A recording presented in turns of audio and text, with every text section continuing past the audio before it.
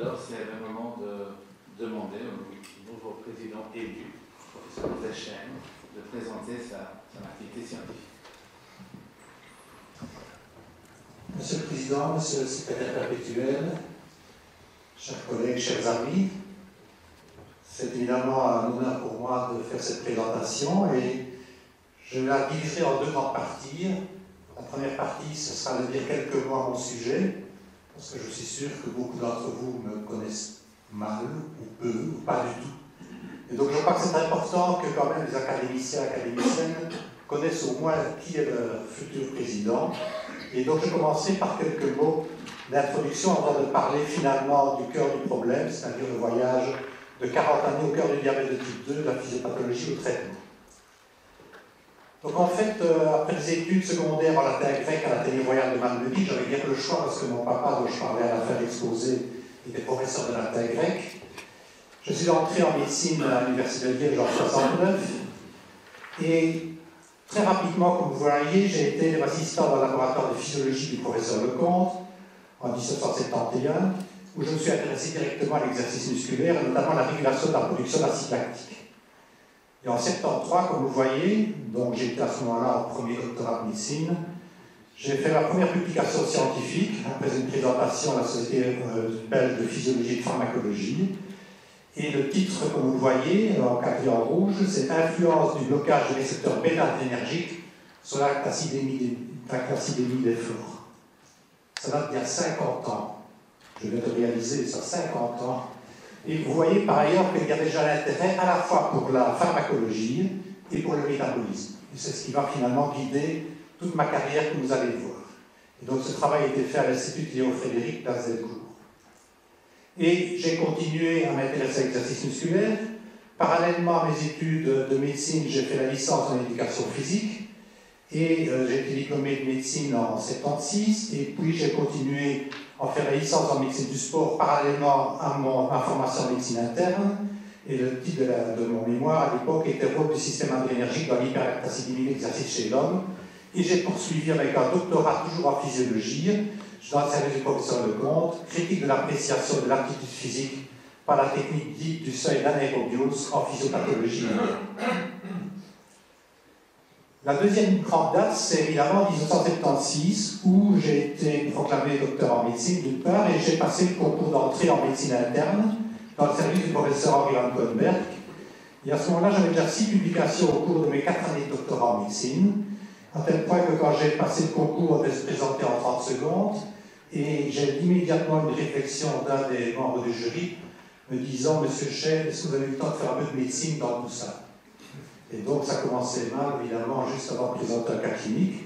En fait, je m'en suis bien sorti, et le jour même de la proclamation, le professeur Van Koenberg m'a accueilli dans son bureau, en me disant que voilà, je vois que tu veux faire la diabétologie dans le service du professeur Lefebvre, mais nous avons un jeune disciple, si je peux dire, du professeur Lefebvre, Alfred Leux, qui venait d'être nommé chef de secteur de pharmacologie clinique, et nous cherchons un jeune pour faire la pharmacologie clinique.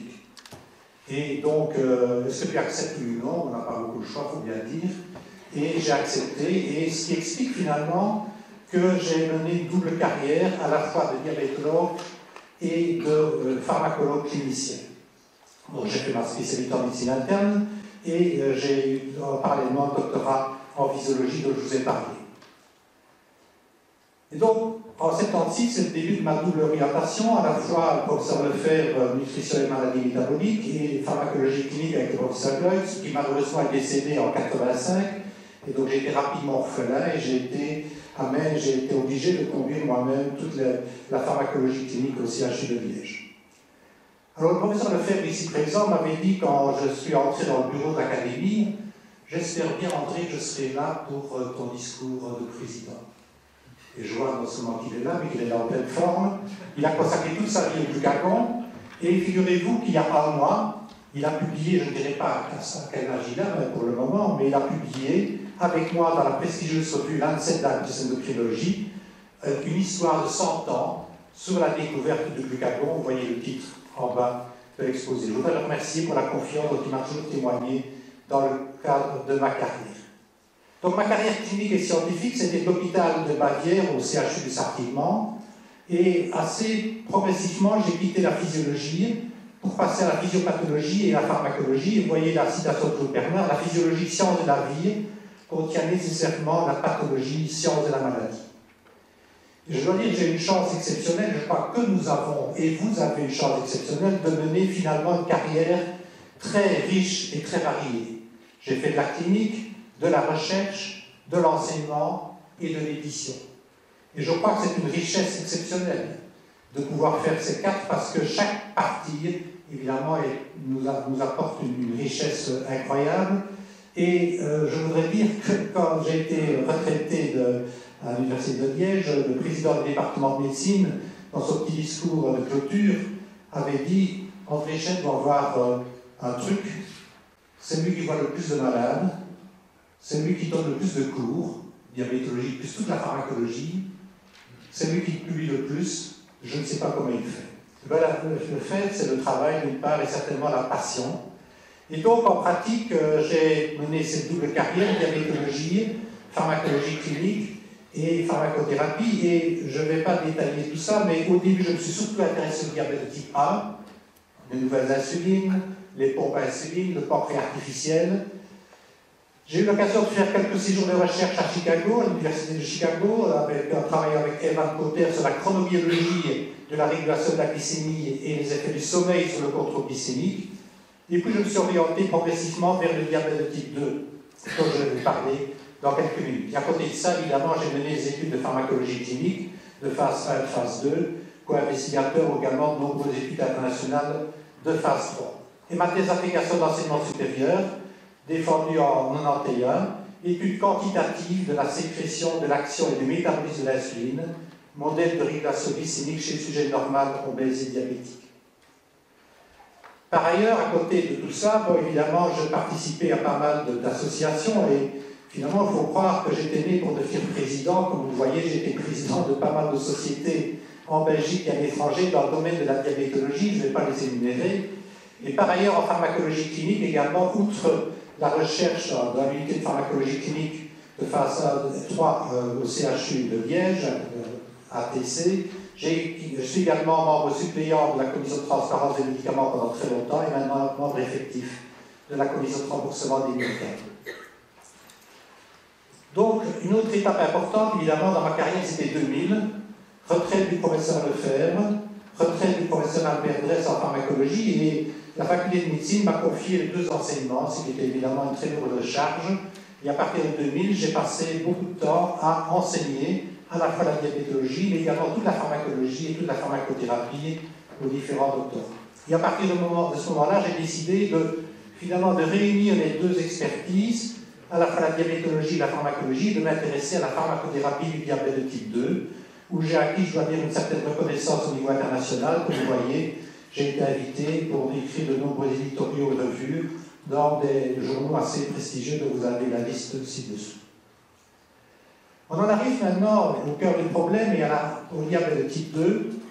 Et la vue initiale de la physiopathologie du diabète de type 2 était assez simple. C'était d'une part un problème pancréatique avec une insulinosécrétion déficitaire et d'autre part une insulinorésistance tissulaire qui était présente à la fois au niveau du foie avec augmentation de la production hépatique de glucose et au niveau musculaire avec une diminution de l'utilisation du glucose par le muscle. Et c'est cette double anomalie, insulinosécrétion déficitaire mais quand même persistante et une insulinorésistance qui aboutissait au développement du diabète de type 2. Je vous rappelle que c'est le diabète le plus fréquent en Belgique. Il y a au moins 700 000 diabétiques de type 2 et par ailleurs c'est une pathologie qui représente un problème majeur sur le plan santé publique, comme vous pouvez l'imaginer, suite aux nombreuses complications qu'elle va entraîner. J'y reviendrai à la fin de l'exposé. Donc, ma thèse d'agrégation, c'était essentiellement consacrée à l'étude quantitative de la sécrétion de l'action et du métabolisme de l'insuline chez l'homme. Et vous voyez une citation de Claude Bernard, dans les sciences expérimentales, la mesure des phénomènes est un point fondamental, puisque c'est par la détermination quantitative d'un effet relativement à une cause que la loi des phénomènes peut être établie. Alors pour l'étude de l'insulinosécrétion, on a utilisé différents tests dynamiques assez classiques, il faut bien dire, l'hyperglycémie provoquée par voie orale, l'hyperglycémie provoquée par voie intraveineuse et également l'injection intraveineuse de glucagon. Je n'ai pas l'occasion, je n'ai pas le temps de développer tout ça. Et par ailleurs également pour l'étude de la sensibilité à l'insuline, donc l'insulinorésistance, on a utilisé les deux techniques classiques, qui étaient d'une part le glucose clamp hyperinsulinémique, qui avait été développé par De Fronzo aux États-Unis, et puis un peu après on a utilisé l'hyperglycémie provoquée par voie intraveineuse, analysée par le minimal modèle de Bergman. Et donc en pratique, je vais vous montrer juste cette diagramme pour vous essayer de reconstituer l'histoire naturelle du diabète de type 2, de l'obésité à l'insulinorépérance. Donc nous avons mesuré dans 8 populations différentes, à la fois un indice d'insulinosensibilité, la clairance métabolique du glucose, mesuré dans le glucose clamp euglycémique hyperinsulinique, et d'autre part un indice d'insulinosécrétion en mesurant ces peptides basales et stimulés après l'injection de glucagon. Vous voyez les sujets témoins, les sujets normaux qui sont ici. Le sujet obèse non diabétique est caractérisé par une insulinorésistance, donc une diminution de la clairance du glucose, mais qui est compensée parfaitement par une stimulation de la sécrétion d'insuline, et donc le sujet se retrouve toujours au-dessus de cette droite pointillée, c'est-à-dire qu'il garde une tolérance au glucose normale.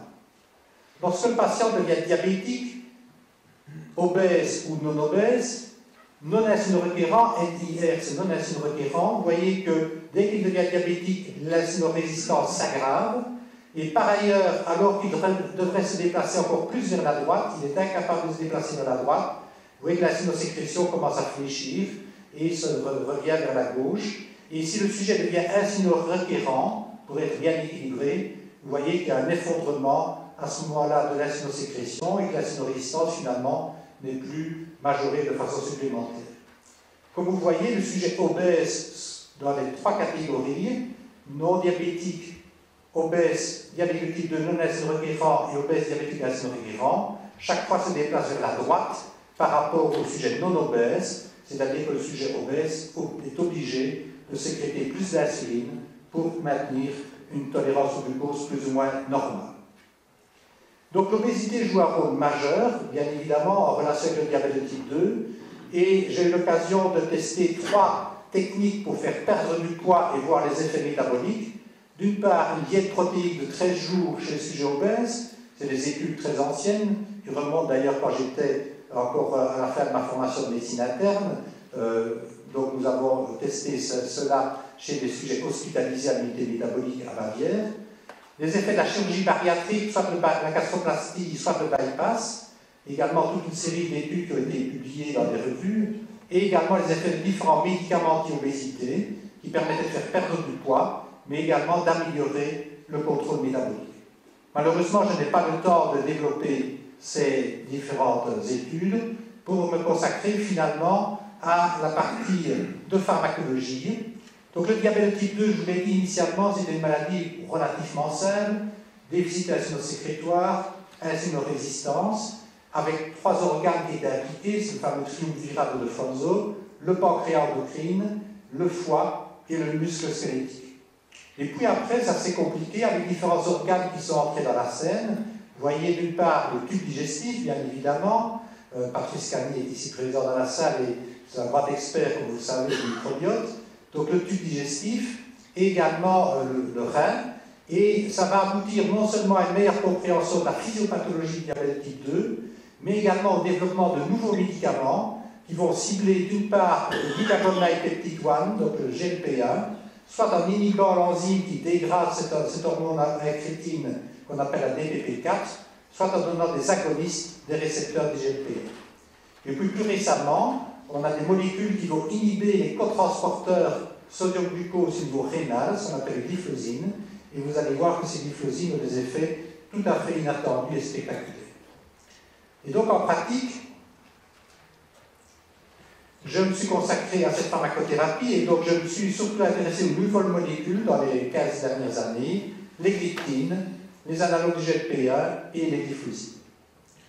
Donc j'ai fait toute une série d'études de pharmacoclassiques, je dirais PKPD, pharmacocinétique, pharmacodynamie, chez le sujet sage, chez le patient de type 2, dans des populations spéciales avec insuffisance rénale ou insuffisance hépatique, étudier les interactions médicamenteuses, étudié les combinaisons fixes, vous voyez toute une série de publications, mais finalement, bon, c'est assez classique et je dirais que ça n'apporte pas grand-chose sur le plan purement, je dirais, intellectuel, ça doit se faire, mais ce n'est pas vraiment le plus excitant.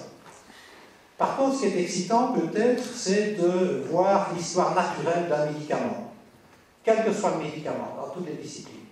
Quand un médicament arrive sur le marché, immédiatement c'est un niveau d'enthousiasme important. Vous voyez ici le niveau de confiance de la part des médecins par rapport au temps. Et vous voyez qu'au début, un enthousiasme toujours savamment d'ailleurs orchestré par l'industrie pharmaceutique, qui sait y faire quand elle lance un nouveau médicament. Eh bien, il y a immédiatement de la publicité, des symposiums, ce nouveau médicament va faire des miracles, etc. On arrive à l'apogée, et puis progressivement, il va avoir les premiers problèmes. Il y a des patients qui ne répondent pas, alors qu'on avait dit que c'était un médicament miraculeux. Il peut y avoir des problèmes de safety. Et donc, à un moment donné, l'enthousiasme diminue. Et parfois même, ça peut arriver jusqu'à la discussion d'arrêter le médicament. Vous voyez, il y a des médicaments qui sont écroulés. Et puis, certains se maintiennent plus ou moins. Et puis d'autres, comme la metformine, par exemple, dont je ne reparlerai pas plus tard, mais la metformine reste le premier médicament dans le diabète de type 2. Et c'est un médicament qui date de plus de 70 ans. Et ça reste le premier choix actuellement. Et d'autres sont en train de diminuer, comme le sulfadène. Donc j'avais l'occasion de publier ça dans le Lancet en 2008, et je vais m'en servir comme fil conducteur pour deux classes de médicaments. D'une part les gliptines, donc les inhibiteurs de la DPP4, et d'autre part les inhibiteurs des SGLT2. Donc quand les gliptines sont arrivées sur le marché, donc c'est des médicaments qui inhibent l'enzyme qui dégrade le GLP1, eh bien immédiatement, on a trouvé que c'était intéressant. Ça ne donnait pas d'hypoglycémie, contrairement au sulfamidé. Ça ne faisait pas prendre du poids, contrairement au sulfamidé. C'était très très bien toléré. Et puis, on est arrivé à l'apogée. Et puis, il y a eu quelques problèmes, risque de pancréatite et de cancer du pancréas, qui ne se sont pas confirmés d'ailleurs par la suite, mais qui a un peu impacté négativement cette classe de médicaments. Et puis, cette classe de médicaments a été testée sur le plan cardiovasculaire et elle a montré une neutralité sur le plan cardiovasculaire. Donc, pas d'augmentation de risque, comme la FDA éventuellement le redoutait en 2008, mais pas non plus d'amélioration. Et donc, ça a été un petit peu pénalisant pour cette classe de médicaments, parce que vous allez le voir, notamment pour les inhibiteurs de SGLT2, là, il y a une amélioration, une protection cardiovasculaire et rénale d'ailleurs, qui est importante. Donc, pour le moment, les gliptines sont plutôt en diminution dans leur utilisation, parce qu'ils sont en compétition avec les médicaments qui sont plus actifs sur le plan de la protection cardio-rénale, je vais revenir. Et donc pour les gliptines, j'ai fait également toute une série d'études montrant la neutralité cardiovasculaire versus le placebo, une meilleure sécurité cardiovasculaire versus les sulfamides, mais une moins bonne protection, comme je viens de le dire, sur le plan cardiovasculaire par rapport aux agonistes de GLP1 et par rapport aux inhibiteurs de SGLT2. Par contre, c'est une classe de médicaments qui a un excellent profil de tolérance, pratiquement égal au placebo, et donc c'est un médicament qu'on utilise très fréquemment chez les sujets âgés, les sujets un peu plus fragiles, parce que très bien toléré, pas d'hypoglycémie par exemple. Alors la classe de médicaments révolutionnaires, c'est la classe des inhibiteurs des SGLT2. Donc c'est des inhibiteurs de cotransporteurs sodium-glucose au niveau rénal. En pratique, c'est des médicaments qui ne donnent pas d'hypoglycémie, qui font perdre du poids. Pourquoi? Parce que ça favorise la glucosurie et donc on perd des calories. Donc ça, on perd du poids, ce qui est intéressant, là, 80% des diabètes de type 2 ont un excès pondéral. Ça augmente un peu la natriurée, donc ça fait diminuer la pression artérielle, ce qui est utile également chez le diabétique. Et puis il y a eu une série d'effets indésirables, et de nouveau ça a été très critiqué parce qu'on a dit oui, nous avons donné des tas de problèmes, ce médicament. Et d'ailleurs en France, ça a été retardé par rapport à la Belgique de 4 ans, parce que la commission de transparence en France considérait que c'était ce qu'ils appelaient une perte de chance de donner ce médicament à des patients diabétiques. Commission de remboursement des médicaments, commission de transparence en France, perte de chance. J'ai eu l'occasion d'aller défendre un dossier là-bas, je peux vous dire que j'en suis devenu extrêmement marri de la façon dont les membres de cette commission traitaient cette classe de médicaments. Heureusement, ils sont revenus, ils ont bien dû avouer leur faute, parce que la perte de chance, ce n'est pas de donner le médicament aux patients diabétiques, c'est de ne pas donner le médicament aux patients diabétiques à risque cardiovasculaire et à risque rénal. En effet, ces médicaments, je n'ai pas le temps de vous montrer les études, mais il y a au moins 15 études maintenant, toutes concordantes, qui ont montré que cette classe de médicaments réduit les événements cardiovasculaires majeurs, notamment l'insuffisance cardiaque, et également la progression de la maladie rénale.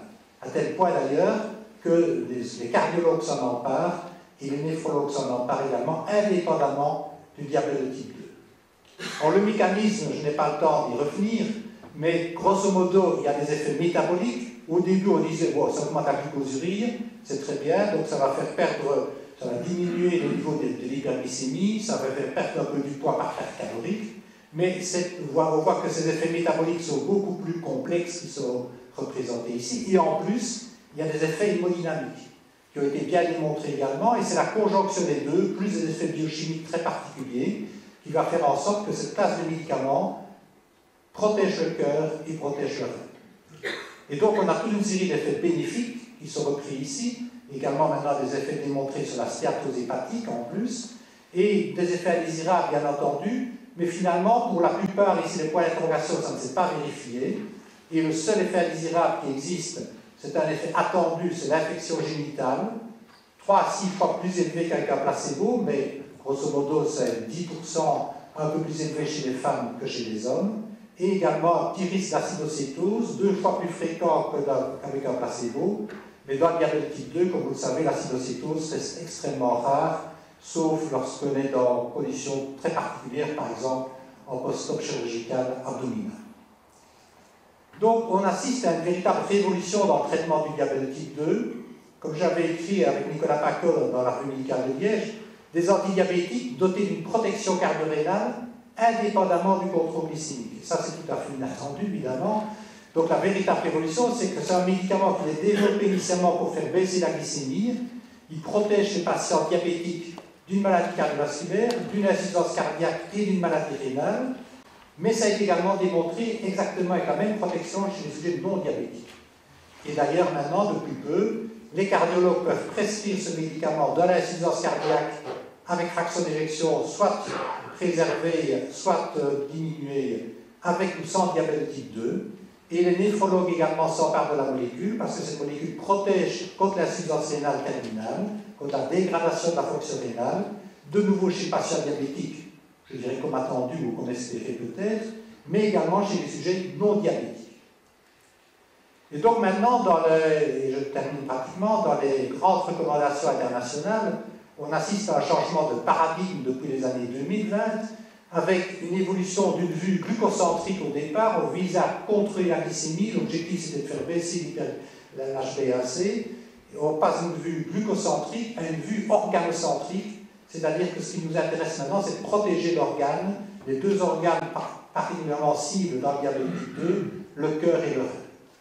Donc si le patient a une situation particulière, c'est-à-dire une maladie rénale chronique, une insuffisance cardiaque ou une maladie artériomateuse avérée, vous voyez qu'on va sélectionner après la metformine en premier choix soit des inhibiteurs des GLP2, soit un agoniste des récepteurs de GLP1. Les deux sont placés à un niveau d'égalité lorsque c'est une maladie artériomateuse avérée. Par contre, lorsqu'il y a une maladie rénale chronique ou une insuffisance cardiaque, vous voyez le pavé ici est plus gros, c'est la préférence est donnée largement aux inhibiteurs des GLP2. Si le patient n'a pas toutes ces pathologies associées, eh bien on peut évidemment choisir d'autres molécules, par exemple les leptines dont j'ai parlé tout à l'heure, voire les sulfamidés ou d'autres molécules qui sont largement moins utilisées maintenant. Donc, je termine mon voyage de 40 années au cœur du diabète type 2. À mon avis, on n'est pas au terme de cette fabuleuse histoire. La physiopathologie, il y a des progrès qui se font encore chaque année, et ça aboutit bien évidemment au traitement pharmacologique également. Et donc, du petit diabète des années 80, c'est une expression que le professeur Lefebvre parfois utilisait à l'époque par rapport au diabète de type 1, qui était vraiment le diabète phare à l'époque. Le diabète de type 2 est devenu un véritable problème majeur de santé publique, et par ailleurs, c'est une mine d'or pour les recherches en physiologie, en physiopathologie et en pharmacothérapie. Alors, je voudrais terminer en remerciant bien évidemment mes mentors, regretté Alfred Lex et Pierre Lefebvre ici présents, les collaborateurs liégeois qui sont cités ici, je ne vais pas les citer énormément, mais pour la plupart, ils ont fait un doctorat en sciences cliniques que j'ai eu l'occasion et l'honneur de superviser. J'ai eu l'occasion de collaborer avec des fellows étrangers, Manolo Castillo de Grenade, Giuseppe Paolisso de Naples et Jean-François Gauthier de Paris, qui sont venus passer 1 ou 2 ans dans notre service, invités par le professeur Lefebvre. Et également, j'ai eu la collaboration internationale avec Evan Cotter, que les gens de l'ULB connaissent probablement bien parce qu'elle a travaillé longtemps avec Kopachi en endocrinologie, et donc c'est une grande spécialiste mondiale de la chronobiologie. Elle travaille à l'Université de Chicago. Les techniciens du laboratoire, les infirmières de diabétologie, les secrétaires, et puis évidemment les volontaires, à la fois les volontaires sains et malades, qui ont participé aux études cliniques. Alors, si vous me permettez, je voudrais quand même également rendre hommage à mon père. Comme je l'ai dit tout à l'heure, il était professeur de latin grec. Il a écrit après sa retraite un livre, il a adoré la philosophie, il a écrit un livre sur Montaigne, et le titre du livre, comme vous le voyez, c'est « La philosophie qui nous instruit à vivre à propos ». Alors, mon père, malheureusement, ne m'a pas transmis la passion pour la philosophie, mais sans doute bien la passion pour l'écriture. Alors, je ne vais pas énumérer tout ça, bien évidemment, mais comme les gens le disent, je publie beaucoup. Certains disent même que je publie beaucoup trop, ce qui est probablement vrai. Et c'est une passion chez moi de pouvoir écrire des articles de revue, notamment dans les dernières années, dans les grandes revues internationales. Et alors, pour terminer, je voudrais dire un grand merci à mon épouse Myriam pour son soutien, sa patience, sa compréhension au cours de ce long voyage de plus de 40 ans. Il y a plus de 40 ans que je m'occupe de diabète, mais il y a plus de 40 ans que je vis avec cette dame, Myriam Lavigne, qui pour le moment d'ailleurs vit des moments extrêmement difficiles, et j'ai une pensée émue pour elle. Merci.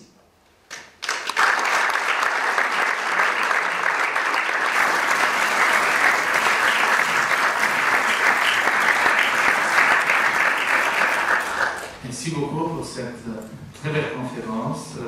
Nous sommes tous des étudiants du diabète, mais non